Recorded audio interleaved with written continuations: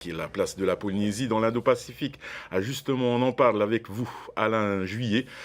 Vous avez été directeur du renseignement des services secrets français et haut responsable de l'intelligence économique au secrétariat général de la Défense nationale, Yorana. Effectivement. Bonjour. Yorana. Alors, monsieur Juillet, la présence du Charles de Gaulle dans la zone, c'est de montrer que ce bâtiment est aussi opérationnel dans un théâtre européen que dans un théâtre pacifique. Oui. On est vraiment sur une démonstration de force en vue de dissuader. C'est pas une démonstration de force, mais c'est pour rappeler à tout le monde, je crois, que la France est le seul pays européen qui a des intérêts dans le Pacifique, et d'une part, et qui aussi est un pays qui a, avec ses intérêts dans le Pacifique, une surface maritime à protéger et à sécuriser qui est très importante.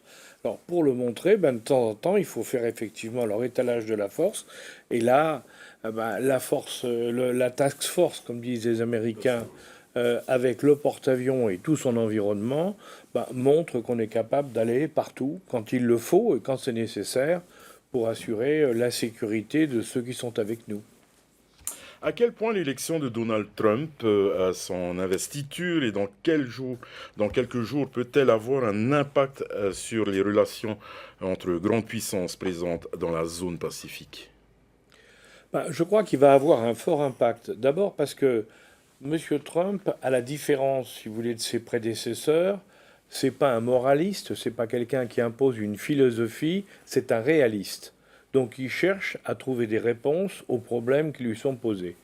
Bon, dans ce cadre-là, il a décidé, il l'a expliqué pendant sa campagne, que son problème, c'est la Chine. Donc il est en train de régler le problème de l'Ukraine en Europe, de faire la paix en Ukraine, il est en train de faire la paix au Moyen-Orient pour pouvoir se concentrer sur la Chine et la zone Pacifique. À partir de ce moment-là, ça va impacter le fait qu'il s'intéresse véritablement beaucoup au Pacifique, ça va impacter l'ensemble de la zone Indo-Pacifique, c'est sûr. Et dans ce cadre-là, il va falloir faire très attention parce que pour voir qu'est-ce qu'il veut faire, qu'est-ce qu'il ne veut pas faire et comment chacun des pays du Pacifique pourra se positionner ou devra se positionner par rapport à ce que veulent les Américains, mais également ce que voudront les Chinois. Justement, le niveau de tension dans la région va-t-il donc monter d'un cran, notamment entre la Chine et les États-Unis?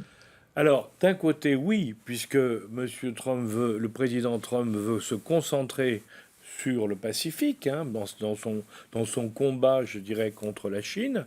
Mais d'un autre côté, il l'a dit hier soir, donc c'est tout à fait récent. Il a eu un entretien avec le président chinois, le président Xi Jinping, et il a expliqué à la suite de ça qu'il y avait eu un très bon contact et que les deux parties souhaitaient résoudre leurs problèmes, non par la guerre, mais par la paix et par des négociations commerciales. Donc, je dirais que c'est plutôt bon signe, quoi. Si vous voulez, d'un côté, il y a eu un effort américain sur le Pacifique, mais d'un autre côté, bon, ils disent, on va essayer de trouver de bonnes solutions. Monsieur Juillet, vous êtes aussi auditeur IHEDN, donc Oui. l'Institut des hautes études de défense nationale. Vous êtes venu donner des conférences dans ce cadre-là, diffuser un esprit de défense, Oui. c'est le rôle de cet institut. Comment expliquez-vous ça? Si vous voulez, l'idée de l'IHEDN, donc l'Institut des hautes études de défense nationale, c'est d'insuffler, de transmettre à l'ensemble de nos concitoyens et à nos amis l'esprit de défense, comme vous le disiez. L'esprit de défense, c'est quoi?